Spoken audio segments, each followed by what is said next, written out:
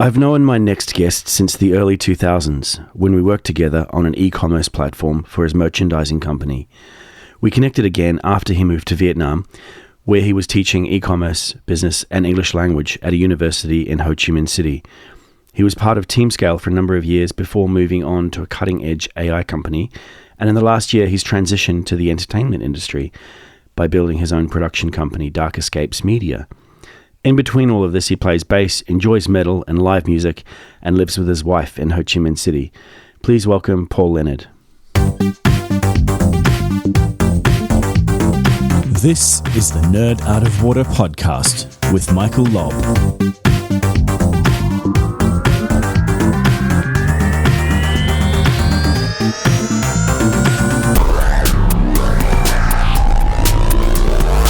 Hi, Paul. How are you today? Hey, good. Yeah, thanks. Great. Good to catch up. Yeah. So first things first, tell us about Dark Escapes Media and what your vision for the company is and where people can find you and what you do and what's important. Yeah, it's an interesting question. Dark Escapes Media was probably really created out of a basic necessity. It wasn't overly planned, to be honest, but as my career started to move in the direction of various media and entertainment environments, I guess I felt the need to create some sort of entity that would reflect that and, just sort of provide a basis for what I'm trying to achieve in certain areas. So, yeah, Dark Escapes Media. The next step for the company will be to create a publishing company for the music side of things, which means any music that is created either by me or by people who are working under my banner, I guess. It allows me to then provide a publishing platform for artists, whether it's myself or a band that I'm involved in or others that I may be working with. If they release any content internationally, then there's an opportunity to use that publishing agreement to collect royalties and things like that. Being involved in various forms of media and entertainment at the moment, I felt the need to create an entity, hence Dark Escapes Media, to provide a platform for publishing content, whether it be for my band or for other artists that I work with, or even for other forms of content. So the idea with Dark Escapes Media is really just to separate it from the actual band and other individual things and create more of a business platform through a registered international company, and that allows me to provide that business support for not only my own band but for other artists, as mentioned. And an example of that is publishing contracts for music. If artists are producing songs or our band is currently recording at the moment, so we want to be able to release that content internationally, and that will mean that we need a publishing company to collect royalties if our music gets played on radio, things like that. Sure. Now, it's really interesting that you've made a move from technology, which is what you were involved in beforehand, to entertainment. But there are some obvious parallels there. So what made you decide to make that move? Yeah, interesting question. I obviously, as you've known me for quite some time, I've had a background within the family in music and entertainment, and so it's something that I've wanted to explore and have sort of waited, I guess, for the right opportunity. And where I'm based currently in Vietnam, of all places in the world, a lot of opportunity started to open up, and so I decided to make the move out of technology, feeling that wasn't really the best direction for me on a more long-term basis, but rather to get into a more creative environment, such as music and filmmaking. And when I say filmmaking, I guess starting as an independent filmmaker. And that sort of coincides with the music. We're making things like music videos and little things like that. So, yeah, it's just stepping into that entertainment industry where, I guess I've got a lot of knowledge, IP or tacit sort of knowledge that's sort of been building up over a few decades, and now have an opportunity to really use it to an advantage. Yeah, those opportunities opening up in Vietnam, obviously there is a state of change right now, especially I see it from technology. You're seeing that in the media industry, which is interesting, and I'm interested to hear your thoughts on what those changes might present for the future. Yeah, like working for 6 years solid in the technology industry and watching that really grow in Asia, and in particular here in Vietnam, where I'm based. It was interesting to see how quickly the tech industry was growing, and still does continue to grow in this part of the world. But the media industry is certainly doing the same, and the trends are very similar, because technology really does drive the media and entertainment industry one way or another. It doesn't matter how you look at it; it's all technology based. In some cases, they say the media industry drives the technology industry. Well, I guess that could be true. A lot of people have looked at movies like Star Wars and Star Trek over the many decades and tried to emulate some of the things or reproduce some of the imagination of technology that was created in those movies. Yeah. So, in some ways, movies like that have stimulated technology. Yeah, at this stage, I think it's more the technology driving the media industry, because it's allowing individuals to do more rather than relying on large budget equipment. So a really quick example is you can buy a Nikon or Nikon, as some will pronounce it, a Nikon camera with 4K capability. Yeah. Now, a lot of people don't know really how to use 4K for the average click and shoot, but it means that you don't have to buy something expensive like an ARRI or Red or Blackmagic camera for filming, and you can still get some really high quality footage on a smaller camera like a Nikon for under $5,000. Yeah, definitely. So that's more from the hardware perspective, but then from post-production perspective, when you're dealing with editing of that footage, whether it's sound or visual, but both, now the technology is so much easier for someone to run off their home computer. Given that they need to set things up a little bit, and that there's a little bit of money involved, but you don't really need a massive studio. You don't need to have $500,000 worth of equipment to edit a full-length feature film these days, let alone smaller indie films. Yeah. So technology has really come a long way in that sense, where it's making it easier for individuals to compete with bigger, well-funded sort of companies. Yeah, definitely. And of course, at the moment, Vietnam is probably one of the tech hotspots, and it's almost like Silicon Valley with, there's a lot of VCs, investors. There's all sorts of app companies at the moment, and they're all looking for the same talent. I'm guessing the same is happening in the entertainment industry. What do you see as the advantages that Vietnam has that other countries in the region may not have? Well, some of the advantages, we sort of saw the similar parallels in the tech industry over the last 6 years. Vietnam is still by and large a strong talent pool for people who, with a very large population and a very young talent. Like, you got 96 million people here with over 60% of that population under the age of 35. So you have a very young and enthusiastic talent pool. So the talent pool is one to draw from.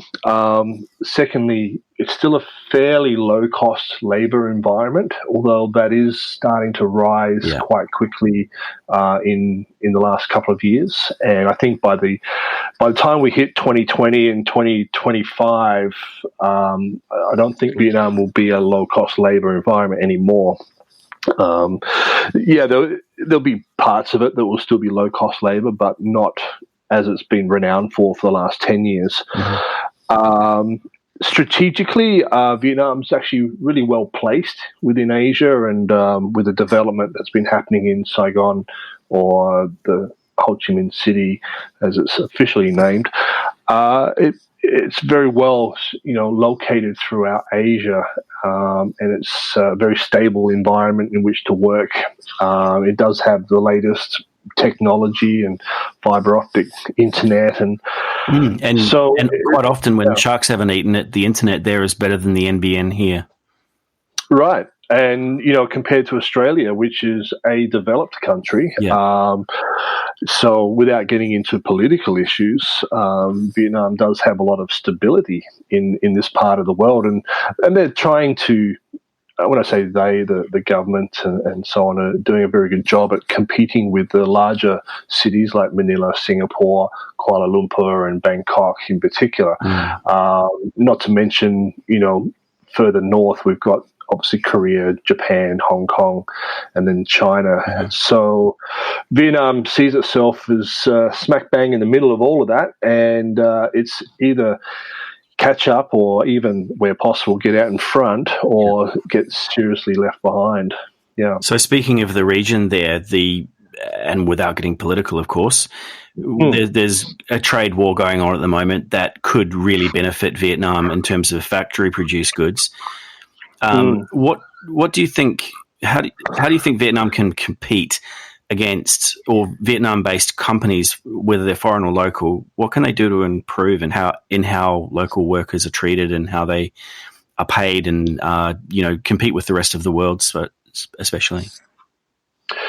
Yeah, that's interesting. I was talking to a friend of mine only last week about some of this. He's a CEO of a manufacturing company, and we were discussing some of these same issues. And currently, Vietnam has entered into a free trade agreement with Europe.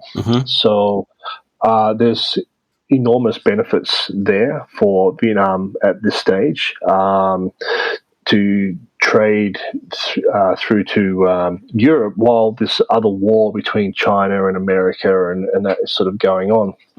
So Vietnam is sort of trying to, the way I see it, they're just trying to take a step back and let the others scrap and then just jump in with whoever's the winner. Right. So when it comes to a more of a micro assessment, a lot of factories here, when I say factories, so the manufacturing plants and so on, are investing more in foreign leadership, because they recognize that in order to compete on a more global scale, they do have to raise their standards and expectations. And so a lot of your CEOs and leadership team or executive teams are now foreign-based. And what they do is they spend their time and investment in training up the middle management, when I say the local middle management, to help them understand how to compete on a more international, accepted stage. Yeah. Yeah. Wow. So that's definitely progressing, and I've seen that improve drastically in the last 5 years. But it still has some way to go. And, there are a lot of locally owned manufacturers who do produce and export quite a bit, but it's still a challenge working with them, and it's still a challenge to ensure highest of quality. Yeah. As far as looking after employees, the government's pretty strong on fair wage payment Yeah. and salary awards and things like that. So they're definitely moving in the right direction in that area. I think there are other issues as a developing country that Vietnam still needs to wrestle with, but I think overall they're certainly moving in the right direction to become a very strong and powerful destination for not just for tech, as we've seen over the last 6 years, but for manufacturing in general. People are looking for an alternative to China, and Vietnam certainly provides a fairly attractive alternative at the moment. Yeah, definitely. I guess because of that, there's a pretty big increase in the middle class in Vietnam now. They're probably buying a lot more and they're consuming a lot more. And how do you think that's going to affect the local culture and economy? Yeah, look, there are positives and negatives that come with that, and I've sort of been observing that in particular over the last couple of years. At the moment, Vietnam's traffic situation here in Saigon, and Saigon, we must remember, has a general population, a transient but general population of between 10 and 12 million people at any given time. So, whilst it's geographically quite a large city spread out, it still gets very congested. But what has been noticeable, particularly in the last couple of years, is the increase in cars on the road. Vietnam's always had the reputation of being the motorbike city, and with 7 million registered motorbikes of a population of, let's say, 10 million, you can understand how many motorbikes would be getting around. And of course, you've seen that firsthand many times. Yeah. But there is definitely a large increase in the purchase of vehicles, and it's becoming a little bit like the problems we've seen in Manila, where you have very congested highways now, and when you have more cars on the road with lots of motorbikes, the roads do become incredibly congested. So the reason I mention that is because that has to have a spin-off effect on how business is conducted. Yeah, you and I have both been stuck on the EDSA car park, and it's not fun to wait to spend 3 hours in traffic trying to get to a half-hour meeting. Right, and for those listening, that's EDSA car park is one of the major thoroughfare highways in Manila, and just getting from one side of Manila to the other can be a nightmare.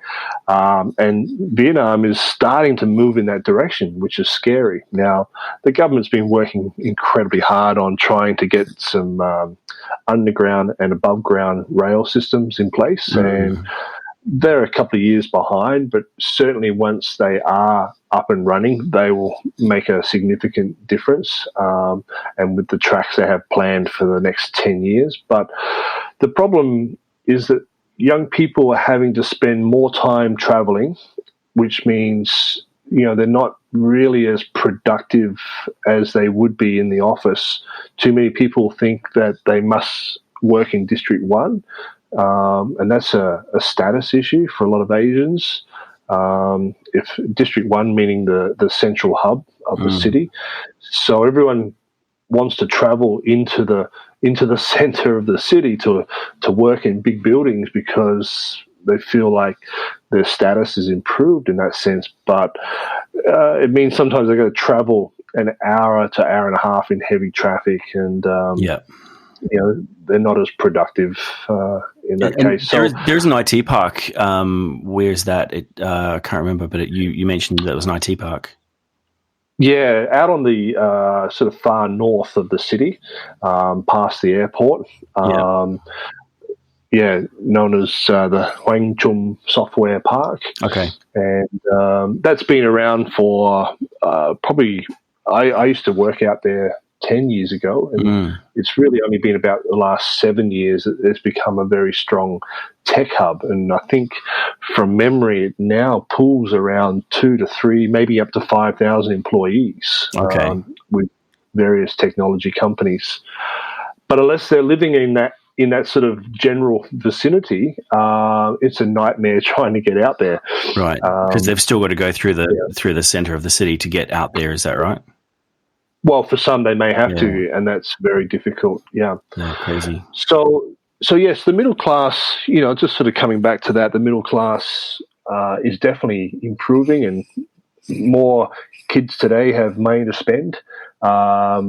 It's what they spend it on, which becomes a worrying thing, because they adopt a lot of the trends of the West without really understanding the problems that come with that, and so they just they got money to burn now.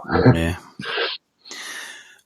Let's get back to Dark Escapes Media. You're involved in pretty much everything, like TV production, music, multimedia, as well as potentially you were talking about some streaming as well. I realize you can't share anything that's commercially sensitive, but what's the exciting stuff you're working on at the moment? Yeah, it's interesting. So there's a few pies in the oven there, as we might say. One of good old pie in the oven. Yeah, that always works. It's like bung another shrimp on the barbie, exactly. Mate? Yeah.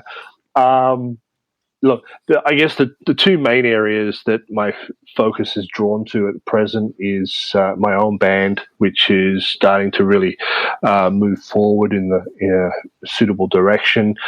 The band is sort of situated in a mainstream sort of heavy metal type environment. We're currently recording at the moment, so we have a few songs to record. We've got a few more songs to develop and then start recording them before I can present those initial songs to promoters in other countries and try to create a touring environment for the band, because the scene here in Ho Chi Minh City or in Vietnam as a whole is very, very fragmented, very broken, and very limited. So it's difficult to take young guys with talent and help them to become successful in an environment that's just not conducive to do so. So that's one of the main areas. The other area is in, as you said, TV production. We recently launched an idea that I had been sitting on for a couple of years, and called Rockin' the Couch.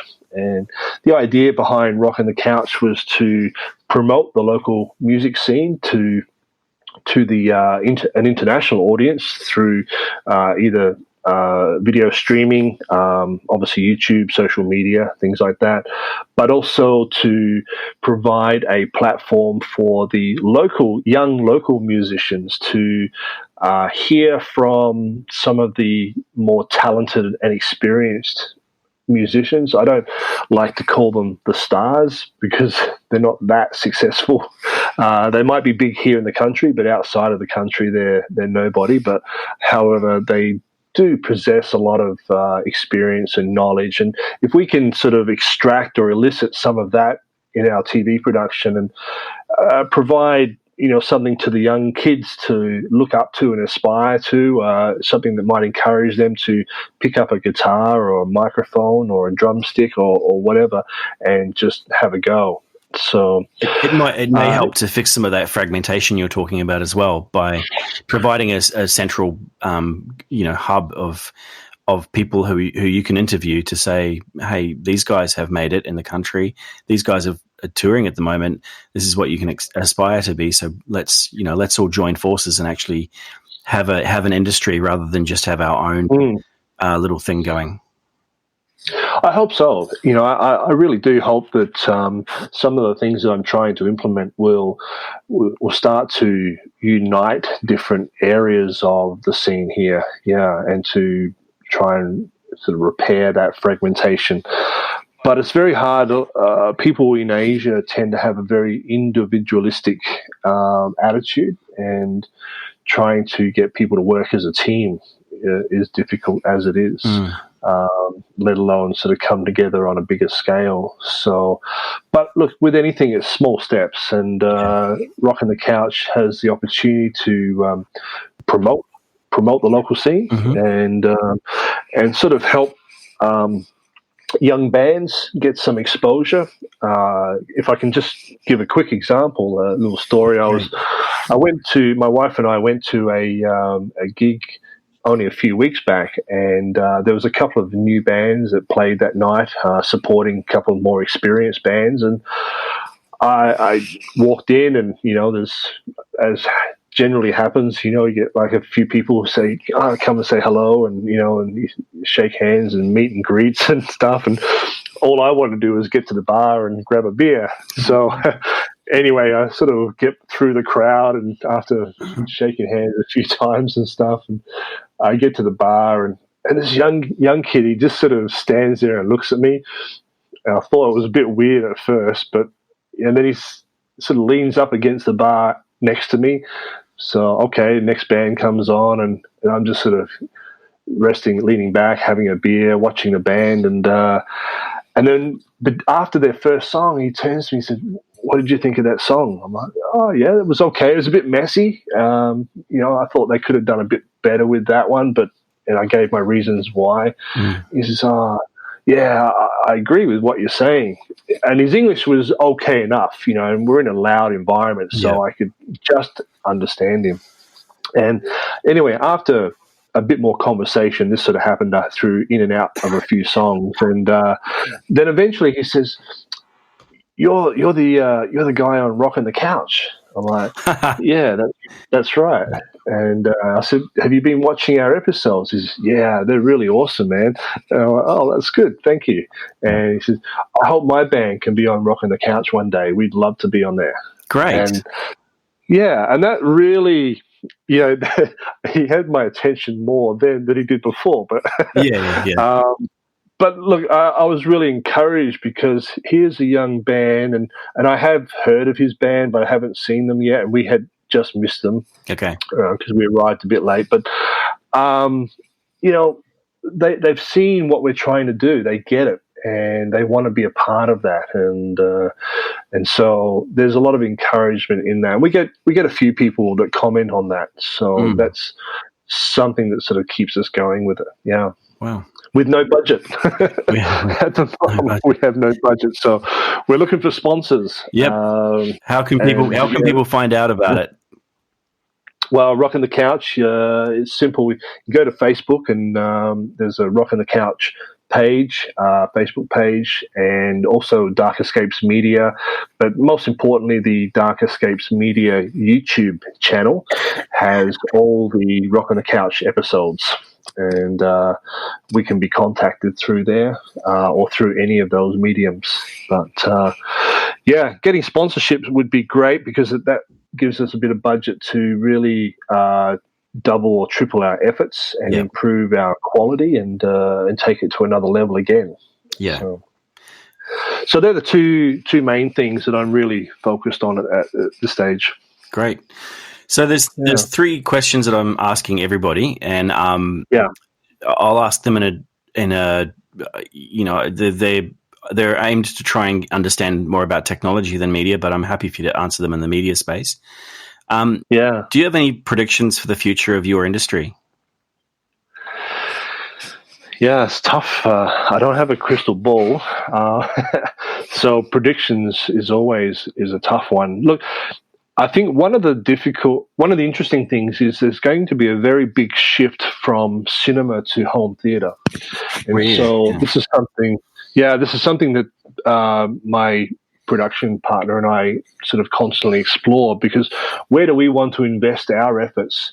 Is it making a full-length feature film and try to get distribution so it's played at a cinema? Is that sort of the definition of success as a filmmaker? And for some, yes, it is. But there's very much a decline in cinema attendance these days, because a lot of people can sit at home with a decent TV and sound system now, pull something out of the fridge, jump on the sofa or couch, and enjoy a good movie. Why bother going to the cinema? You can do it with the family at home and save money. And if you have to go to the toilet, you just pause and back in 5 minutes or whatever. If you have to go and get popcorn, it's easy. Right. or make your own popcorn. Exactly. So I think now that, again, it comes back to how we started this conversation, technology has impacted the entertainment industry in that way as well, where people can afford to have a decent showing at home rather than have to go to a cinema, and spend that money to see it on the big screen. Yeah. So that's one thing. I think home theater is going to start to really dominate, which means it will change the way filmmakers approach their craft and their work. The second thing is movies versus a series. So we saw how popular Game of Thrones was as just one example. Some people like it, some people don't. Apparently a lot of people like it, but yeah.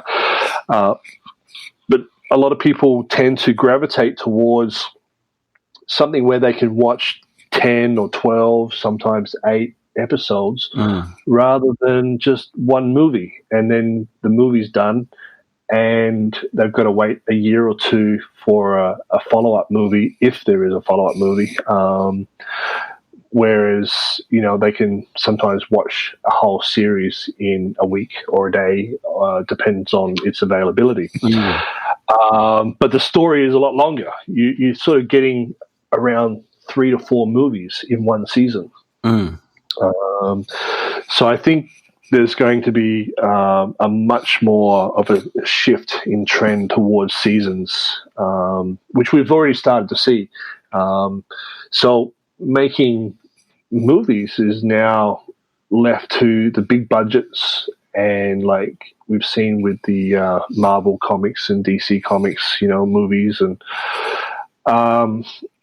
if it's not big, it's not sort of that interesting for a lot of young people today. And which I disagree with, because there's still some awesome indie films out there. I agree. But we're a little bit older and sort of wiser, I guess, or more cultured, or more stuck in our ways, perhaps. But in general, the young people have less of attention span, as we know. They're growing up with mobile devices in their hands from day one almost.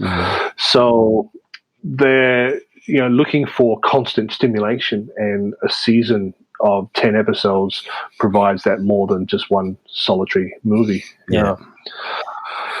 And probably the last thing is technology that allows people to have more of a perceived control or self-governed autonomy, if that makes sense.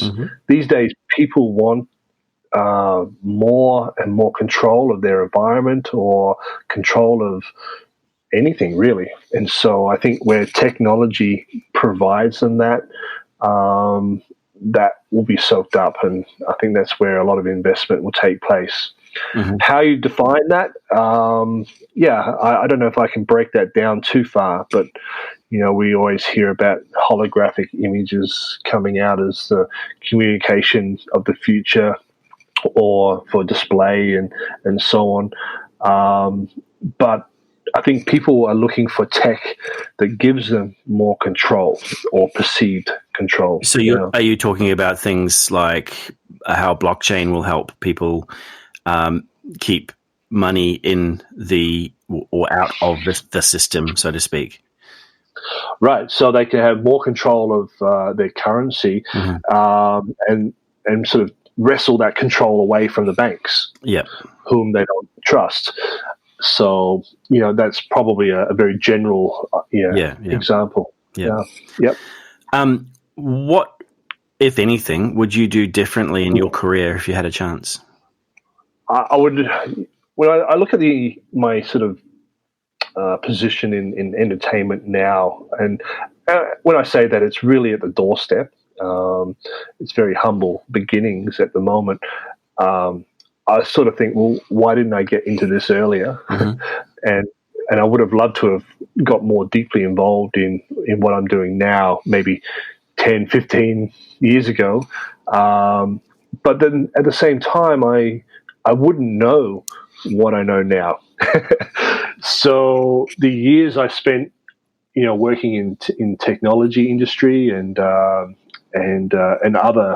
areas of vocation that I've had have really shaped me for what I'm able to do today. Yeah. So, yeah, it's a tough question. I don't know if you can sort of really answer that. No, and yeah, I agree with you. I won't steal your words, but I think that sometimes if you did something differently, then you may have a different outcome, and your life would be very different now.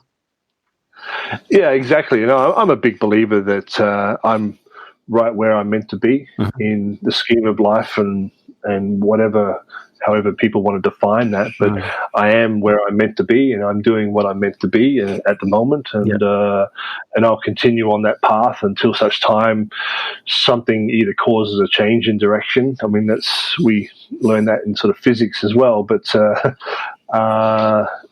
without getting too spiritual or astronomical about it.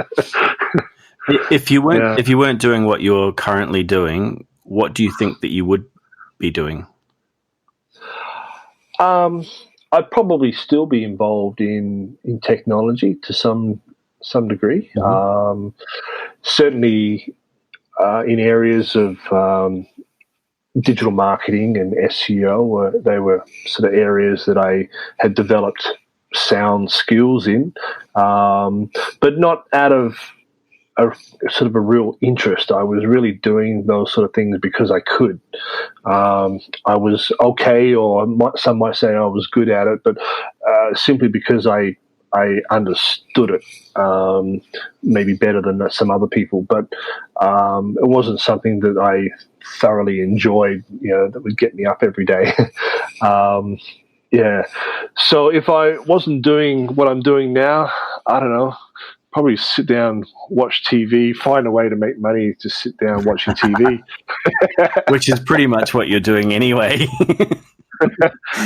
Sit down, play some bass, watch some TV. Yeah. I think that's probably one of the things I do enjoy about the creative side of employment, or this sort of creative environment, is that time is used in a totally different way.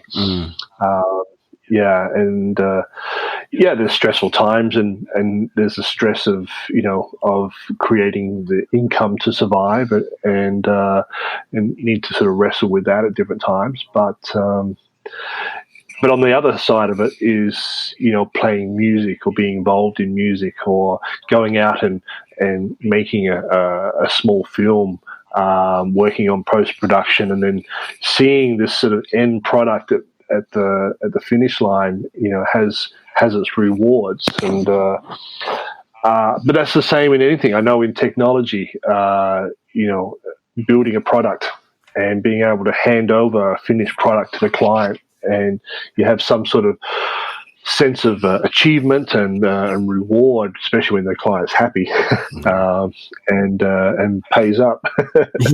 So